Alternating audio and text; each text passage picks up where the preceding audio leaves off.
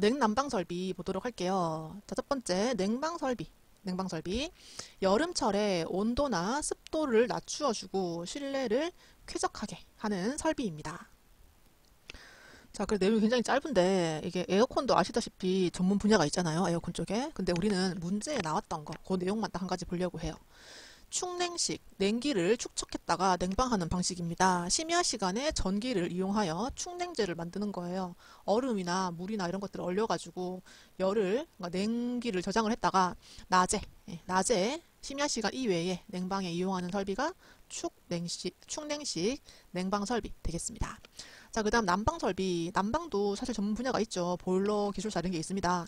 그런데 우리는 일단 시험에 나왔던 거 위주로 한번 내용을 보려고 해요. 난방 설비는 외부로부터 열 손실이 있는 방에 난방 장치를 설치하여 실내의 필요 온도를 유지하기 위한 설비입니다. 자, 먼저 난방 설비는 개별 난방과 중앙 난방과 지역 난방이 있어요. 제가 지역 난방에는 별표를 해놨는데 이게 조금 헷갈리는 부분이 있어서 이 두 개를 좀 잘 구분을 한번 해보도록 하겠습니다. 자, 먼저 개별 난방은 아파트 한 실당 하나의 보일러가 있는 거죠. 지금 우리 일반적인 가구인 것 같고요. 세대별로 내가 온도를 조절을 할 수 있어요. 그래서 각 가구에 뭐 크진 않지만 보일러실을 하나 가지고 있고 보일러를 하나씩 틀고 이렇게 하는 방식을 쓰고 있고요. 요즘은 보일러실로만 쓴다기보다는 다용도실로 세탁기도 같이 쓰기 때문에 굳이 보일러실에 대해서 부담을 가질 필요는 없지 않을까라고 저는 생각을 합니다. 자, 그리고 중앙난방은요, 건물에 보일러가 한 대가 있는 거예요. 큰 거 한 대. 그래서 집중적으로 설치하고 건물 각부에 증기나 온수, 온풍 등을 공급하는 방식입니다. 굉장히 큰 병원이나 어떤 호텔 같은 경우에 방마다 보일러 없죠. 그냥 그 기계 하나로 관을 통해서 따뜻한 물이나 증기를 쏘아서 난방을 하는 방식입니다.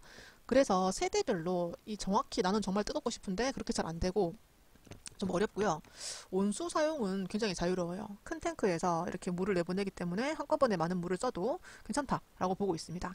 각 가구에 보일러실이 없어도 괜찮다라고 보시면 되겠죠. 지역 난방은요, 중앙 난방 장치, 이 발전소가 있어요.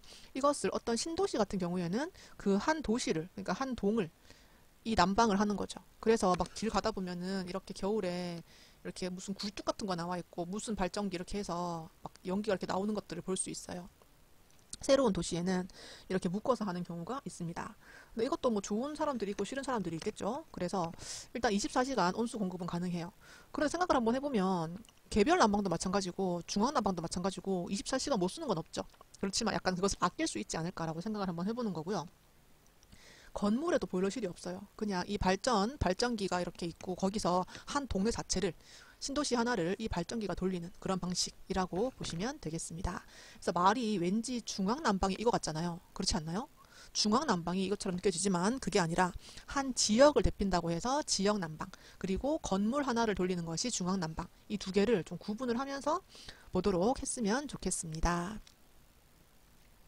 자, 난방 방식. 이건 뭐 중요하다기보다는 문제에 좀 많이 나와서 이거를 좀 보려고 하는 거고요. 먼저 증기 난방은 보일러에서 발생한 수증기예요. 수증기. 증발 잡열인데 잡열은 물 자체가 뜨거운데 물이 수증기로 변환을 해서 수증기로 변화한 열을 잡열이라고 얘기를 하고요. 온수 난방은 물 자체가 뜨겁잖아요. 그래서 지금 현재 뜨거운 거예요. 그래서 물로 뜨겁게 하는 것은 현열. 수증기는 잠재되어 있는 열이라고 좀 보시면 좋겠습니다. 자, 이것을 응축수 환수 방식이라는 게 있는데 우리 라지에이터 아시죠? 거기다 증기를 흘려보내서 굉장히 뜨겁게 난방을 하는 거예요. 아주 효율이 좋죠.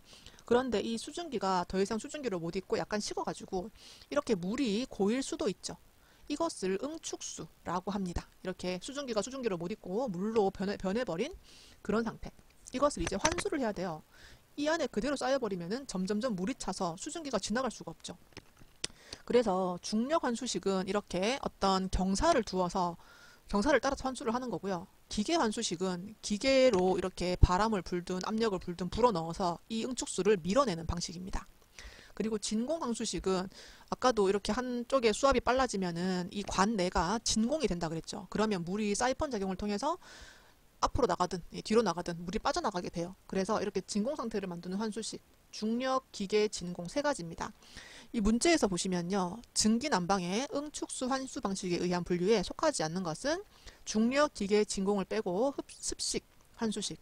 습식은 무슨 소리인지 모르겠습니다. 그냥 틀린 답을 만들려고 한 걸 수도 있고 아니면 이 보일러 전문가들은 아 이게 뭔지 아는데 라고 할 수 있겠지만 저는 문제에 나오는 것만 설명을 드리고 있기 때문에 일단 틀린 답으로 보시면 되겠습니다.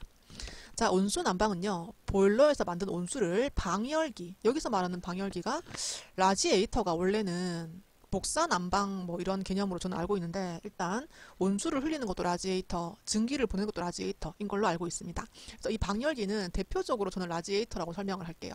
이것만 있는 건 아니고요. 방열기로 보내서 온수 자체의 뜨거운 열, 현재 뜨거운 거, 이 현열을 이용한 난방 방식입니다. 이 관에 온수를 흘리는 방식이죠.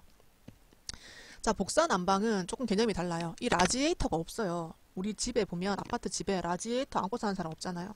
우리는 보통 천장이나 바닥, 벽에 파이프를 깔아버리는 겁니다.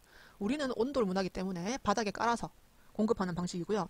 굉장히 겨울에 이렇게 누워있으면 굉장히 뽀송뽀송하고 좀 쾌적한 그런 느낌을 받을 수 있는 것이 복사 난방입니다. 자, 증기 난방과 온수 난방과 복사 난방을 제가 비교를 해놨어요. 그런데 지금 제가 말씀드린 것처럼 난방이든 냉방이든 전기든 소방이든 전문 분야가 있습니다. 근데 지금 우리는 건축제도 경사를 따는데 이 문제가 나온단 말이죠. 그러다 보니까 조금 쉽게 제가 설명을 하려다 보니까 좀 유치할 수도 있겠지만 같이 한번 들어보도록 합시다. 일단 장점과 단점을 나눌 거예요. 복사 난방은 조금 뭐랄까 독보적인 존재? 좀 다른 개념이고요. 증기와 온수를 구분하는 문제를 우리가 풀어야 될 경우가 좀 있어요. 그래서 이렇게 머릿속으로 생각을 합니다. 증기 난방은 너무 뜨거워. 뜨거워. 너무. 이렇게 생각을 해요. 매우 뜨거워. 온수 난방은 그냥 뜨거워. 너무 뜨겁지는 않아요. 이렇게 머릿속으로 가지고 이 문제를 푸는 거예요. 일단 장점을 생각할 때 증기 난방은 너무 뜨거워요. 그래서 열의 이동 능력이 커요. 그냥 너무 뜨거우니까 조금만 데워도요. 막 팡팡팡팡 이동을 합니다. 그리고 증발 잠열 아까 말씀드렸지만 물이 수증기로 바뀌면서 원래 물이었던 아이가 수증기로 바뀌고 그 아이가 잠재되어 있는 열을 가지고 있다라고 보는 거예요. 이 물이 현재 뜨거운 거는 현열이라 그랬죠. 물 자체가 뜨거운 거. 이 두 개를 비교하는 그냥 용어라고 보시면 되겠고요. 열의 이동 능력이 굉장히 커요. 너무 뜨거워서. 그리고 두 번째, 너무 뜨거워요. 그래서 예열 시간이, 이걸 데피는 시간이 온수 난방에 비해서 짧아요. 워낙에 뜨거우니까 금방금방 뜨거워집니다. 그리고 너무 뜨거우니까 방열 면적이 별로 안 커도 괜찮아요. 조금 작아도요. 온수 난방에 비해 좀 작아도 금방금방 뜨거워지는 그런 장점이 있습니다. 그래서 좀 작아도 되고 빨리 데워지고 뭐 이런 장점 때문에 설비비와 유지비는 좀 저렴하다라고 보시면 좋겠어요. 자, 온수 난방 덜 뜨거워요. 그래서 좀 감당이 됩니다. 그래서 온수의 수량을 조절이 좀 가능해요. 물론 얘가 뜨겁지만 조금 덜 뜨겁게 하려면은 뭐 찬물 섞어가지고 한다라고 생각을 한번 해볼게요. 그리고 현열을 이용한 난방이에요. 조금 덜 뜨거워요. 그래서 약간 증기 난방은요. 약간 냄새가 난대요. 먼지 타는 냄새처럼 너무 뜨거우니까. 근데 얘는 약간 덜 난다고 합니다. 그래서 좀 쾌적한 느낌이라고 보시면 되겠고요. 방열기 표면 온도가 증기 난방보다는 낮아요. 우리 라지에이터라는 기계를 가지고 있잖아요. 약간 서양식에서는.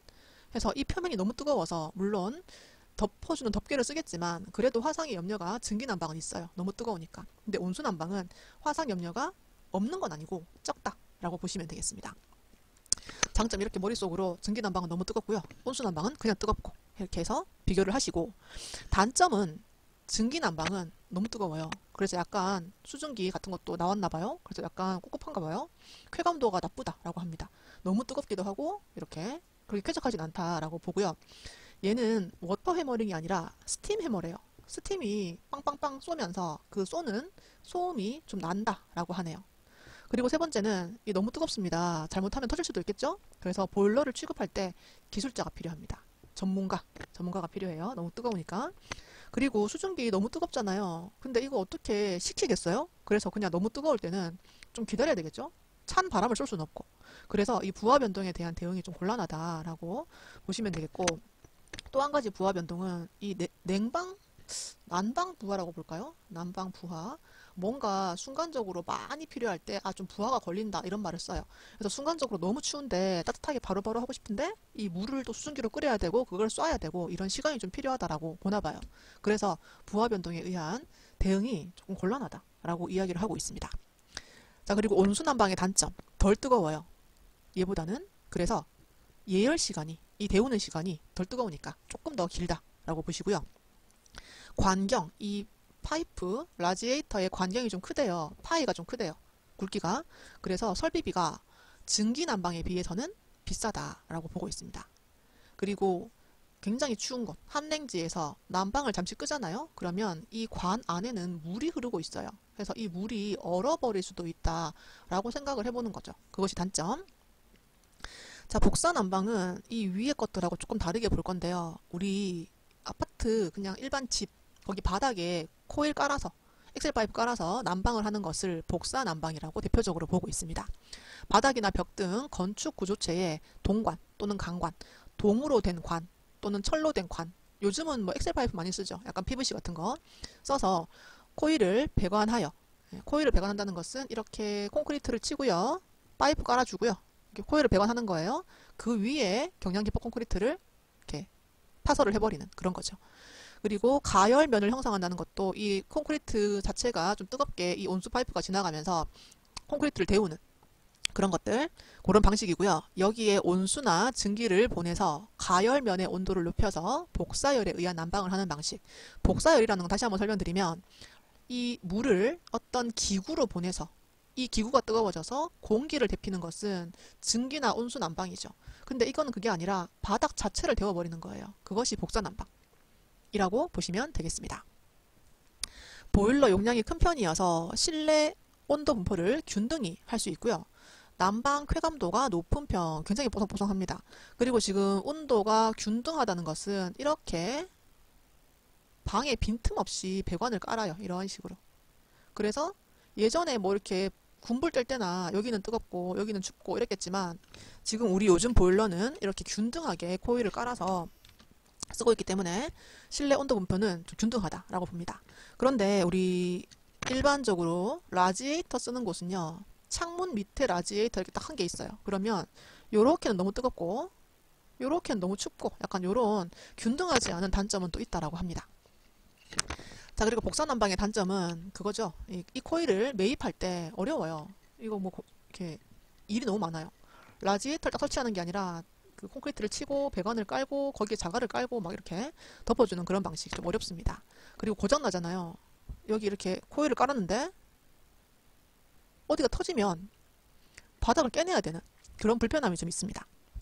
그리고 단열층도 필요해요. 이 지금 바닥을 데피는 방식인데 이 아래쪽이든 위쪽이든 단열대를 설치해서 이 아래쪽으로 열이 빠져나가 버리는 것을 방지해야 되겠다라고 보시면 좋겠습니다. 자, 문제 한번 볼게요. 다음 중 온수난방에 대한 설명으로 옳은 것은 무엇인가요? 일단 답이 4번이네요. 현열을 이용한 이라고 했죠. 물 자체가 뜨거워지는 거, 물이 현재 뜨거운 거, 그게 현열이고요. 증기난방에 비해서는 쾌감도가 높다라고 했어요. 그런데 이 문제를 막 오해를 해서 복사난방보다 쾌감도가 높은 건 아니다라고 저는 말씀을 드리고 싶어요. 나머지는 틀린 거. 증기난방이랑 아마 많이 비교를 해놨을 거예요. 자, 그리고 증기난방의 특징, 뭐 비슷한 문제죠. 옳지 않은 것은 증기난방은 굉장히 뜨겁다고 했어요. 그래서 너무 뜨거워서 예열 시간이 짧아요. 그리고 두 번째, 난방 쾌감도는 별로 안 좋아요. 뜨거운데 너무 뜨겁고 추운데도 춥고 약간 꿉꿉한 느낌 받을 수 있고. 틀렸고요. 그리고 방열 면적이 작아요. 왜냐면 너무 뜨거워서. 그리고 마지막, 열의 운반 능력이 커요. 너무 뜨거워서. 그래서 이 문제는 너무 뜨겁고 하면 풀 수 있는 그런 문제고요.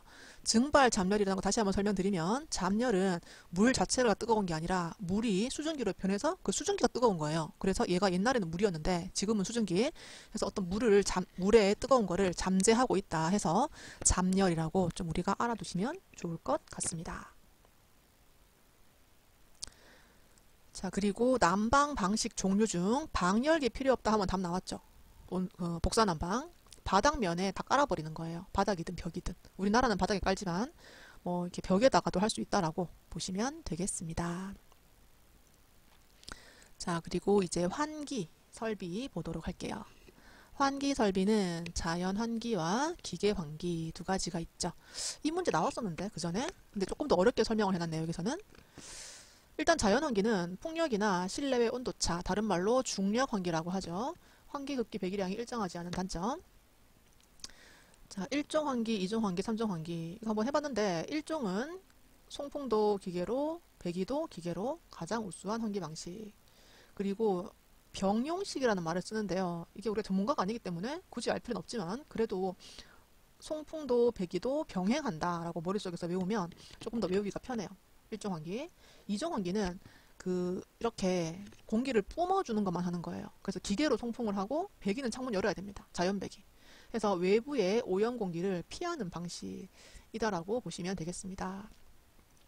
자, 그리고 3종이 또 많이 나오는 방식인데요.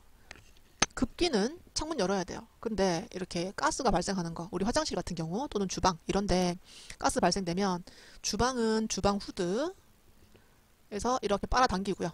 배기를 시키는 거죠. 그리고 화장실은 이렇게 생긴 어떤 팬을 통해서 또 빨아당기는 그런 것만 하는 기계 배기만 하는 그런 것들, 그것이 3종 환기고요.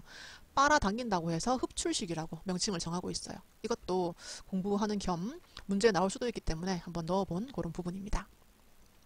자, 공기 조화 설비, 실내의 온도, 습도, 기류, 청정도를 사용 목적에 맞게 유지하는 것. 공기 조화가 온도만 보는 게 아니라 습도도 보고 바람도 보고 깨끗한 정도도 보고 요즘은 청정도도 굉장히 중요하게 보고 있다라고 말씀을 드렸었습니다. 자, 공조 설비입니다. 지금 제가 이 문제를 풀어보니까요. 다른 건축 설비 쪽에서 푸는 것과는 또 개념이 달라요. 근데 지금 우리가 이렇게 문제에 나오기 때문에 우리가 이렇게 좀 만들었던 거지. 제가 막 이쪽에 전문가로서 이렇게 만든 건 아니고요. 조금 다른 시험 문제와 다른 부분이 있어요. 그렇지만 저는 일단 문제를 풀어야 되기 때문에 거기에 맞게 정리를 한번 해보았습니다.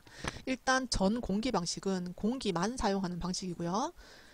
공조라는 것이 공기를 조화롭게 하는 거잖아요. 쉽게 말하면 공기를 조화롭게 한다 해서 그 공기를 조화롭게 할 때 온도와 습도와 기류를 우리가 만들어야 되는데 이 온도 부분에서 공기만 이용해서 하는 것, 이것이 요 네 가지 방식. 전수 방식은 물을 이용해서 하는 거예요. 팬, 코일, 유닛 방식이 나는 지금 물만 이용한다고 설명할 건데 제가 다른 공부를 해보니까 이게 또 굳이 물만 하는 건 또 아니더라고요. 그래서 일단 우리는 이 시험 문제에서 이렇게 나오기 때문에 제가 이렇게 정리를 한번 해봤고요. 일단 전공기 방식은 단일 덕트와 이중 덕트 이렇게 두 가지부터 먼저 볼게요. 덕트라는 게 이런 거죠. 이렇게 공기를 이렇게 순환을 시켜서 빨아당기거나 뿜어주는 거. 이런 덕트인데 덕트 하나가 시원한 물도 쐈다가 시원한 바람도 쐈다가 따뜻한 바람도 쐈다가 냉풍과 온풍을 이 덕트 하나가 쏘는 거예요. 그래서 개별 제어는 좀 곤란하지만 설비비가 저렴하다라고 얘기하고 있습니다. 덕트가 하나니까요. 개별 제어라는 것은 이렇게 이중 덕트는 냉풍 덕트가 하나 있고요. 온풍 덕트가 하나 있어요. 섞어가면서 공기를 조화롭게 하는 거예요. 그래서 냉풍 배관만 따로 제어를 하고 온풍 배관만 따로 제어하고 개별 제어가 이중 덕트는 가능하지만 얘는 안 된다라고 보고 있는 겁니다. 그래서 냉풍과 온풍을 따로 공급하는 것이 이중 덕트고요. 실내 혼합 상자에서 혼합을 한다. 상자에서 섞어가지고 쏴준다 라고 하네요. 공조 방식 중에서는 온도를 제어하기에 우수하지만 냉풍도 만들어야 돼, 온풍도 만들어야 돼요. 에너지 소비는 가장 많다라고 보고 있습니다. 이 두 개는 덕트에 해당되는 방식이었고요. 자, 이 두 개는 유닛을 만들어서 제어를 하는 거예요. 내가 만약에 어떤 백화점을 운영을 하는 거예요. 그럴 때 보통 우리 생각을 한번 해보면 1층은 식품 매장이죠. 1층 아니고 뭐 지하층, 예를 들어서 B1, B2 예를 들자면, 그리고 진짜 1층은 명품 같은 거 많이 있어요. 2층은 여성복 많이 있죠. 3층은 뭐 남성복 이렇게 올라가다가 어떤 뭐 냉동 이런 것들도 해야 될 경우가 있을 수도 있고, 또는 뭐 여러 가지 이렇게 층마다 다르게 우리가 온도를 해야 되는 경우가 있어요. 그래서 보통 식품 매장은 식품 상하면 안 되니까 좀 시원하게 해주시면 좋을 것 같고, 명품 이런 데는 계절에 맞게 좀 층이 다르게 해야 되는데 층마다 공조실을 두어서 운영을 하는 것이 각 층 유닛 방식입니다. 방금 제가 말했던 백화점 쪽에서 좀 많이 쓰고 있다라고 보시면 좋겠습니다. 그리고 멀티존 유닛이라는 것은 여러 공간을 구획을 하는 거예요. 이것은 층 개념보다는 약간 평면적인 개념으로 봤을 때 어떤 평면의 어떤 존을 따로 나누어서 멀티화하는 거죠. 예를 들어서 이렇게 있으면은 요만큼만 따로 묶어서 몇 도, 몇 도, 몇 도씨, 또 요만큼만 따로 묶어서 몇 도씨, 이런 식으로 다르게 한 층에서 다르게 이렇게 만들어주는 것을 해주는 거고요. 이게 층이 될 수도 있겠지만 보통 각 층은 이쪽으로 보내주시고요. 층마다 다르게 하는 것은 각층 유닛이고, 멀티존은 수직 공간도 묶을 수 있지만 보통 수평 공간을 묶어서 이렇게 온도를 다르게 한다라고 설명을 좀 드리고 싶어요. 그래서 이것은 대규모보다는 소규모 빌딩에 좀 적당하다라고 이야기를 하고 있습니다. 자, 그리고 공기를 좋아하는데 이 어떤 배관에 물을 가지고 조절을 한대요. 이 펜코일은. 그래서 이렇게 보시면 우리 사무실 옆에 라지에이터가 이렇게 숨어 있는 경우가 한 번씩 있거든요. 그런 것들을 펜코일 유닛 방식이다라고 이야기를 합니다. 그래서 호텔이나 병원 등에서는 어차피 뜨거운 물 쓰고 찬물 쓰고 물을 굉장히 많이 써요. 그래서 그 물을 이용해서 배관에 흘려가지고 공기를 따뜻하게도 했다가 시원하게도 했다가 이렇게 해주는 것을 펜코일 유닛 방식이다라고 설명을 하고 있습니다. 문제에서 보시면은요, 전동기 직렬에 소형 송풍기 또는 여기서 지금 송풍기라는 말 나오죠. 그럼 공기잖아요. 그런데 온수, 냉수, 코일 및 필터를 갖춘 실내형 소형 공조기를 각 실에 설치하여, 여기 지금 냉수 또는 온수가 굉장히 키워드라고 저는 말씀을 드리고 싶어요. 그래서 공급받아 공기 조화를 하는 방식에서 펜코일 유닛이라고 제가 설명을 드리고 있고요. 또 한 가지 키워드는 그 약간 소형 공조기, 이것도 키워드가 될 수 있는데, 요 공조기, 공조기계입니다. 그래서 우리 사무실 옆에 보면은 길쭉하게 이렇게 덮개를 덮어놓은 기계가 하나 있어요.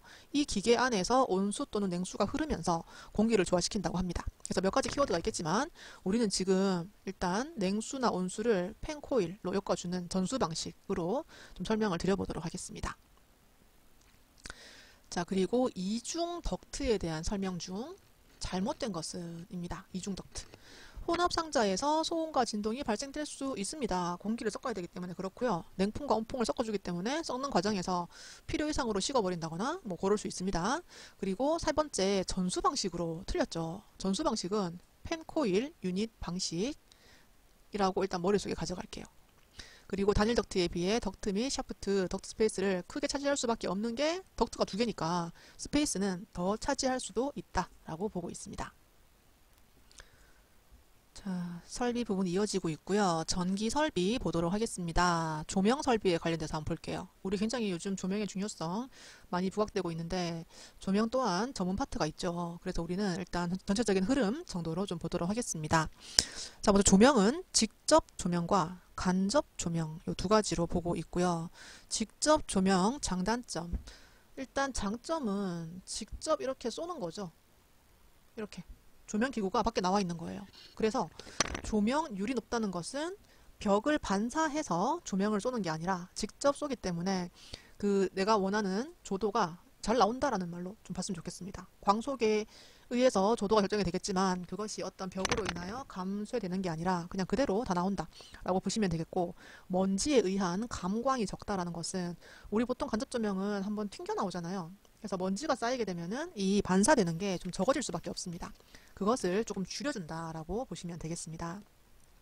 자, 그리고 설비비가 일반적으로 저렴하다는 것은 이 조명 하나를 틀기 위해서 이런 구조물을 설치하고, 또 그리고 만약에 내가 100룩스에, 이럴 리가 없겠지만 100룩스에 어떤 조도가 필요하면은 이거를 막 3개를 설치해야지 이렇게 나온다면 이것은 하나만 설치해도 나온다라고 좀 보시면 좋겠습니다. 그래서 좀 저렴하다.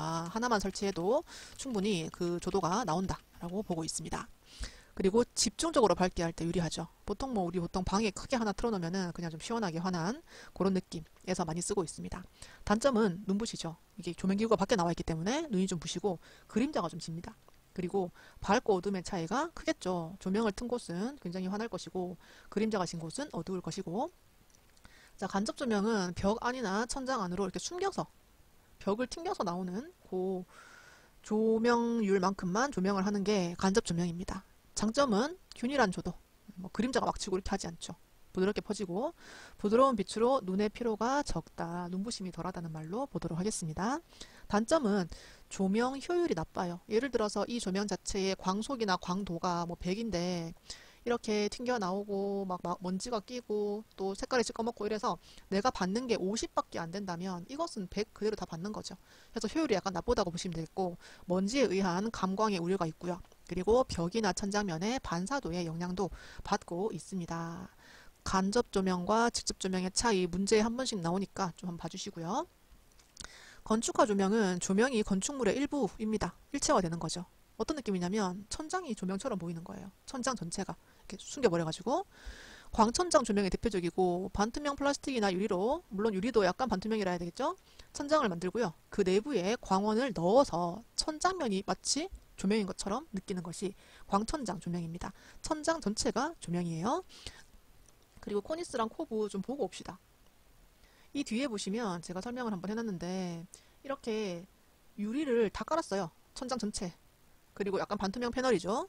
이 안에 조명을 숨겨놓은 거예요. 이렇게. 그래서 조명 기구가 보이는 건 아니지만 마치 천장에서 빛이 나오는 것 같다. 이렇게 느끼는 그런 것들이 광천장 조명이고요. 코브 조명은 이렇게 천장면 안쪽이라고 할까요? 이렇게 위쪽으로 숨겨버리는 것이 코브 조명. 코니스 조명은 이렇게 벽체 어디 갔지? 아래쪽으로 튕기는 거네요.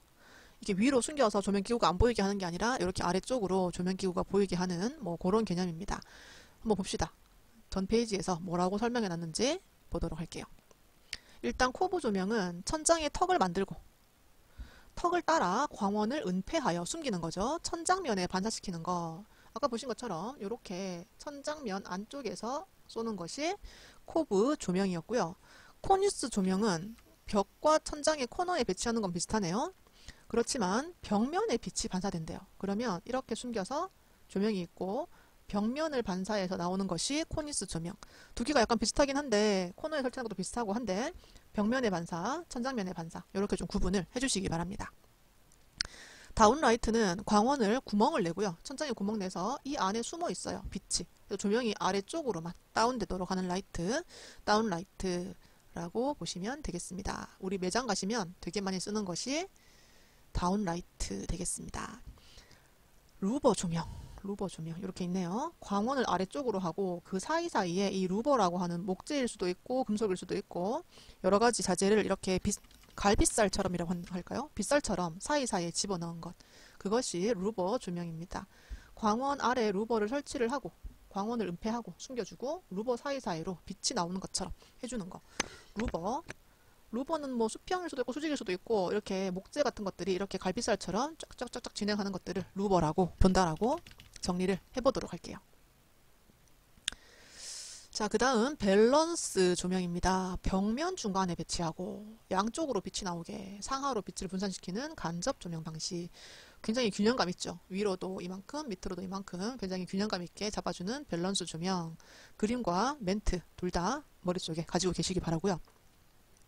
다음 중 건축화 조명에 속하지 않는 것은 이렇게 코브 조명이든 루버 조명이든 천장 자체가 마치 빛이 나오는 것처럼 보이는 거고 광천장은 말할 것도 없죠. 천장이 무슨 조명이냐 이렇게 느껴지는 그런 조명입니다. 그런데 전반 확산 조명은 조명 기구 자체의 특징이에요. 이 빛이 은은하게 퍼지는 거지 이것이 벽 속에 매입된다거나 뭐 천장에 매입된다거나 뭐 그렇지는 않습니다. 그래서 이것은 그냥 방식으로 조명 방식으로 보시면 좋겠어요. 자, 그리고 옆에 핵심 키 잠깐 볼게요.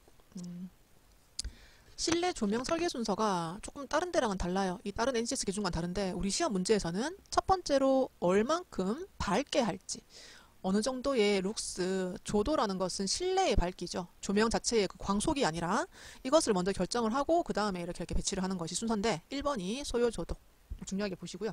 문제에 한 번씩 나와요. 그리고 메탈 할라이드 램프라는 게 있습니다. 요 램프 뭔지 뭐 알 것 같지는 알 필요는 없는데 저도 잘 몰라요. 대신 특징 중에서 연색성이 뛰어나다라는 말이 나옵니다. 이 메탈 할라이드 램프에. 이 연색성이 무엇이냐면요. 조명이 어떤 물체의 고유 색상을 얼마나 천연색으로 보여주는가입니다.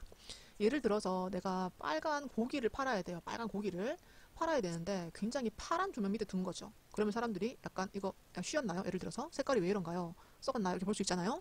그런데 이거를 붉은 조명 안에 두면은 실제 고기보다 더 빨갛게 물론 보이죠. 그러면은 연색성이 높다기보다는 그 자체의 특징을 좀 살려주는 그런 거고요. 약간 음식 같은 것도 약간 노란빛을 써가지고 좀 더 맛있게 이렇게 보일 수 있는 그런 방식을 쓰는데 연색성이라는 것은 그 빨간 고기가 그냥 빨갛게 보이는 거 딱 그 정도 그만큼 보이게 해주는 조명이 연색성이 원래 색상을 잘 보이게 해주는 그런 조명이다 라고 보시면 되겠습니다.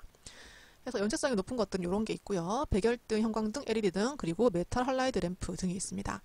백열등도 그렇게 높은 건 아니겠지만 약간 노란빛이 들어가지고 형광등도 그렇게 높은 건 아니지만 다른 거에 비해서 엄청 노란빛에 비해서는 좋은 편이고요. 조명 효율이 높은 순서가 밑에 나와 있네요. 이것은 연색성은 아니고 그냥 조명 효율. 적은 전기로 적은 밝기로도 조금 더 밝게 할 수 있는 것, 이렇게 보시면 되겠습니다. 자, 그래서 일단 여기서 키워드는 메탈 할라이드 램프가 연색성이 좋다 한번 외워두시면 좋겠고요.